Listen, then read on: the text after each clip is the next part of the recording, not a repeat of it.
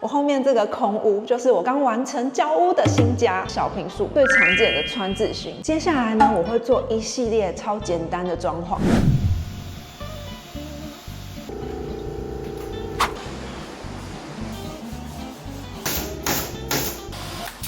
太漂亮了！左右两边就各一间房间。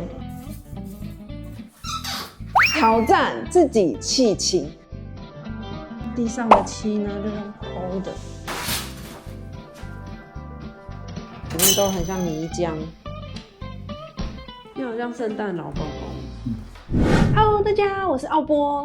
讲工作室终于完工了，统整了上次家里的装潢经验，加上这次川字型的低预算装潢计划，希望这一次的奥波装潢 2.0 大家会喜欢。如果你是自己统包，希望内容有帮助到你。如果你是找设计师，多了解一些，对沟通一定更有帮助。现在呢，小宅最常见的川字型格局，这个家扣掉阳台，室内大概16坪左右。就像我空屋 House Tour 说的一样，80万内我就要搞定。我觉得80万已经我极限了。所有的硬装和一些大型的家具，我预算希望控制在80万内完成。那就接着一起看下去，你们猜猜我最后有没有在预算内完工吧？前几集分享了冷气和细节超多的木工装潢系列的影片，会尽量依照当初施工的顺序上片，因为在每次统包我面临的第一个难题就是排列工序。这件事情看似简单，但是却非常重要，完全影响了统包的进度。做好规划才不会手忙脚乱，多花钱又花时间。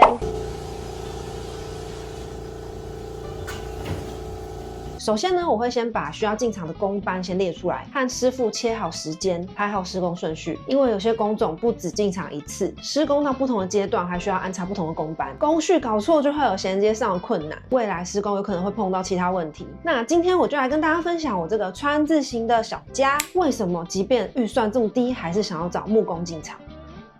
我家和工作室都有找木工，主要是有3个原因。第一个是自己统包，希望能减少工种，降低衔接的问题。新成屋的管线外露的很多，我自己是觉得不太好看，所以我很确定会做天花板。那这样呢，就一定要找木工进场，因为所有冷气、水电的包管都可以尽量请木工一起完成。第二个就是木工可以依照现场的环境去施作，像是一些变化大的造型啊、特殊设计等等，这些呢都可以请木作一起完成。比如说像我家有做一些造型的隔间、圆弧形的设计，或是一些弧形的天花板啊、特殊尺寸等等，甚至有一些变化很大、造型很特殊的电视墙，都可以请木工做。第3个就是，毕竟是自己要住的，除了实用性，对美观一定有要求，所以呢，我决定找配合过的师傅，这样施作起来比较放心。但是木工真的不便宜，毕竟师傅要带机台到你家施工，还有施工费啊、交通费等等，整个做完呢，我真的觉得木工也是1分钱1分货。技术好的师傅选用比较耐用啊、安全啊、漂亮的板材，价格就是会比较贵。就像即使你是做系统柜，选择不同的板材工法，价格范围其实也很大。我觉得主要就是看自己的预算，还有你对装潢细致度的要求。他说他只在乎漂亮。对啊，我只要漂亮。跟你自己使用的需求去做选择。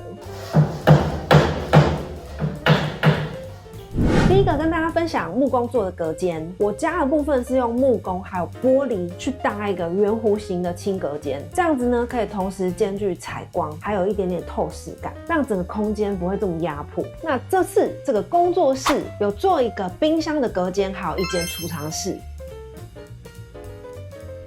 川字型，在不更动现有的厨具前提下，我的冰箱隔间呢是抓与门框对齐，请木工做一个隔板，挡住冰箱，做一点空间上的区隔。这个尺寸呢也有和师傅讨论过，宽度至少要能放得下70公分。其实室内16坪啊这种小宅，应该是也放不下对开的那种大冰箱。而且现在70公分以内已经有非常多的选择。我本来啊是有想过做格栅，但木工说格栅的价钱比较高，所以这次我就先不做。再来就是储藏室，川字型的小宅，里面只有16坪，但是我又想要公共区域可以整洁，视觉上我又不想要有太多的柜子，因为柜子虽然可以收纳，但是真的做太多也不好看，会有一种压迫感。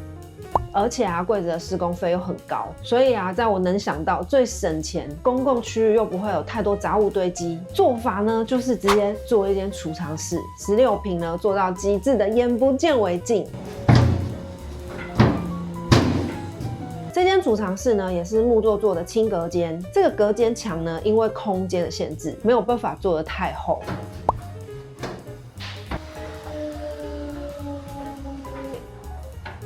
所以啊，这个隔间墙除了我想要挂画的地方有做加强，其他地方都没有做加强。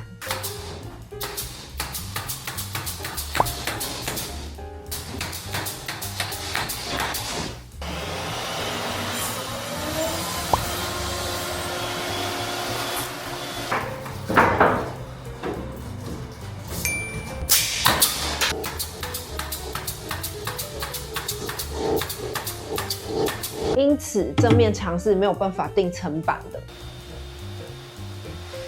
储藏室的门啊，我有先和木工做沟通，希望我的门缝可以尽量窄，因为这样视觉看起来就会是一面墙，门有那种被隐形的效果。师傅了解我的需求之后，他就找了合适的板材施作。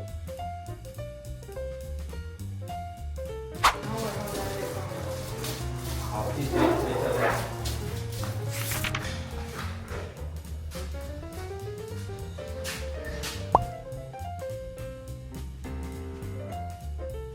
再来就是大家装潢一定会想到的电视墙。我家的电视墙是做那种大面积的留白，把收纳集中在电视墙的一侧，这样子呢视觉有一点放大的效果。但是这个工作室坪数更小，而且啊川字形的客厅通常是在中间，左右啊都一定会有房间门或是厕所门，所以电视墙就没有机会做很大片。加上建商原本预想电视墙的位置下面已经帮我做了很突兀的地插，如果说是买那种移动式的电视架，我觉得线会有点多，稍微有点乱。加上我这个+1的空间，除了这边有一间储藏室，我前面这区块我想做一个书房，所以我就请木工帮我搭一个在能承重的前提下最轻薄又具有收纳能力的电视墙，因为这样子厚度不能太厚，会压缩到我后面小书房的空间。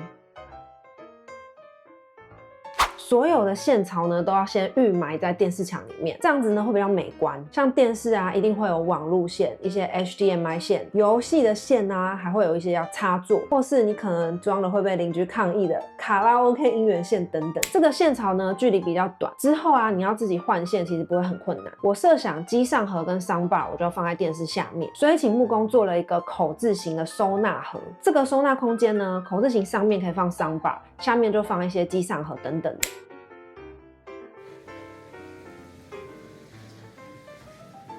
背面呢，我现在放了一个小书桌，所以呢就会需要插座。因为这个电视墙是木工搭的，水电呢就可以直接从地插接出一些插座，一样都藏在里面，就不会有明显外露。虽然呢我这边本来只要做一个插座，但是水电已经多帮我挖了一个洞，但没关系，我觉得插座真的是尽量多不要少。前面这个洞啊，在 PO IG 的时候，大家都以为我电视要塞在里面，想说怎么买这种小台的电视？但这个洞其实是我要收纳电视背后的线，还有要放我的壁挂架。小宅嘛，我希望我买的电视是那种很薄的电视，电视可以直接贴在墙面上，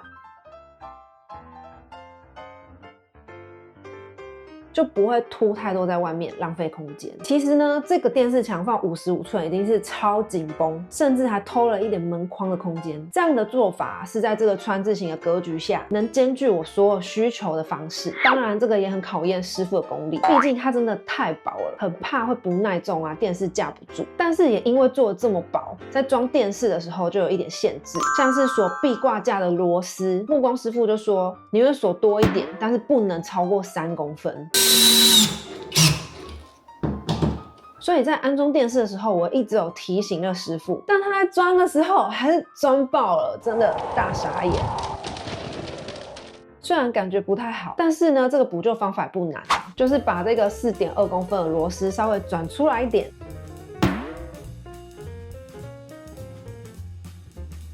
4公分这3公分，等下后的，你注意看，真的哎，明明的4公分。然后呢，把后面凸出来的地方磨平。对啊，这样还用，我就跟他说我被装爆。请油漆收尾的时候再过一层漆就好了。自己统包偶尔会有这种小状况，不明显了。那个是要不啊，你那个是有的当漆也不一样，有颗粒的。能补救都没有关系啦。再来来跟大家分享木工还可以做什么，因为其实我当初有几个东西也想找木工做，由于预算的关系，所以删掉。第一个就是木门，像我家都是请木工把建商的门拆掉，换一个实木门。厕所呢，甚至做了隐藏门。其实我觉得木工做的木门啊，它线条会比建商附的那种门简约，边角呢都是直线，不会像建商附的那样一格一格弯来弯去的。而且啊，木工做的门是用比较厚的木板，隔音呢也相对比较不错。5金把手的样式也可以自己挑选。那贴皮的部分，我家的木门全部都是贴实木皮，这样一扇门做完4年多的价钱，大概是2万多。厕所的部分，我本来也想说要不要做隐藏门，就像我家那样，因为呢隐藏门不会有那种太明显5金，所以啊隐藏门的铰链师傅都会选那种有缓冲的，避免开关门的碰撞声。门底下也会建议留一个透气缝，空气压力有缝可以流动，这样子呢你在开门会比较轻松。我工作室的厕所嘛是在一个角落，它不会一眼看到，所以后来想一想，还是不要做隐藏门好了。而且呢，我这次建商附的门全部都是日本 Panasonic 进口门，隔音不错，是个好门，所以我最后呢决定全部都保留，不要拆，单纯呢用油漆改色，这样子呢可以省下一点费用。再来就是木工还可以防铁件哦，像我家之前的展示架都是用木做加烤漆，它可以做出那种防铁件的感觉，也比较省钱。我这次本来也有想说，不然我电视下面的口字形也这样做，后来想一想，它离地板很近，好像我请木工做，选一个和地板相近色的贴皮，这样子看起来会比较和谐。这样子的做法呢，也比较省时间省钱。再来就是封矽酸盖板，这个呢是我在上次的装潢里面学到的。因为台湾有很多地震，有些轻隔间，像我家就那种白砖的，比较容易有裂痕。它没有安全疑虑啦，就是会有裂痕不好看，而且呢，那种裂痕通常都会非常明显。我的主卧部分，我床头虽然没有做其他的装潢，但是我当初有请木工帮我封一层矽酸盖板，所以会多出一点点那个板子厚度。现在呢，其他的白砖墙都有产生一些裂痕，但我主卧那面呢，因为被矽酸盖板挡住，就没有裂痕。这样子你每天睡觉的时候不会看得很阿杂。那我这次工作室建商附的隔间不是白砖，所以比较不容易有那种大裂痕。那我这次就没有另外封矽酸盖板。不过啊，像是我冰箱隔间或是储藏室的墙之后，因为要上涂料，我有请木工先帮我封一层矽酸盖板。这样子啊，对于之后你油漆啊，你可能想要 DIY 的人，封了矽酸盖板，你就可以直接上底漆。这样子呢，你就不需要另外处理那种木板会吐色这种问题。不过如果你想要全部交给油漆师傅，你就不用担心这个了。装潢到尾声，我的习惯就是会换门锁，因为装潢期间有很多工班会拿钥匙进出，或是有人可能会担心建商有万用锁可以自由进出等等的疑虑。最重要的是，工作室跟我家一样，我想要换成有指纹感应的门锁。不知道大家是不是也有这种困扰？领完包裹提着大包小包，结果找不到钥匙，出门倒垃圾忘记带钥匙或手机，开不了门又找不到人求救。如果这时候东西还在煮，真的会超紧张。或是啊门锁故障，客服很难找到人，找锁匠结果不会修，或是修了一个超贵。谢谢飞利浦赞助这次工作室的电子锁，我装的是702 FVP， 外形百搭，门锁本身的用料还不错，我觉得质感蛮好的。装了这台智慧门锁之后，这些困扰都可以被解决。除了密码、钥匙、卡片这种基本的开门方式，有 NFC 的手机，或是像我这种有悠游卡功能的手表都可以解锁。我装在工作室，常有访客啊，或是有钟点清洁到家，也可以设置临时密码，总共可以设定250组密码，不怕不够用。最重要的是，可以用你永远不怕忘记带的指纹还有脸快速解锁。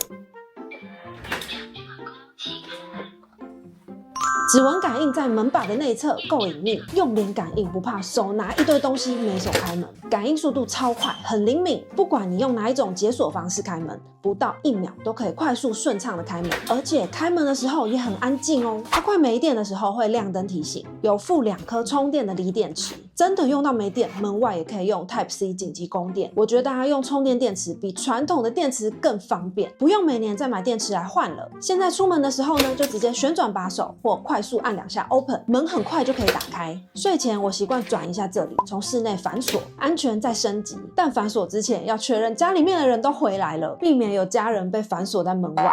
这个门锁的操作我觉得很简单，换了以后进出家门更省心。除了快速开方便开，门锁还有一个重点，就是妥善率。如果常常故障，急着要出门上班，或是好不容易加班下班回家，结果被反锁到门外，这样就会超崩溃。这台门锁呢，它的稳定性升级，加上飞利浦有24小时的客服，保固期间还有提供3个小时的紧急到府维修，这些售后服务让人安心不少，容易操作，不会坏，是门锁的2个大重点。但是这一台还有一些特别的功能，就是它有整合在门锁上的猫眼和4寸的大萤幕，可以直接查看门口，也可以用 App 查看即时影像，甚至呢和访客语音通话。我在门口。设置徘徊警报，一有怪人在门口，它就会推播警报给你，还可以变成大叔或是搞怪的音效，把坏人驱离，同时会拍照存档。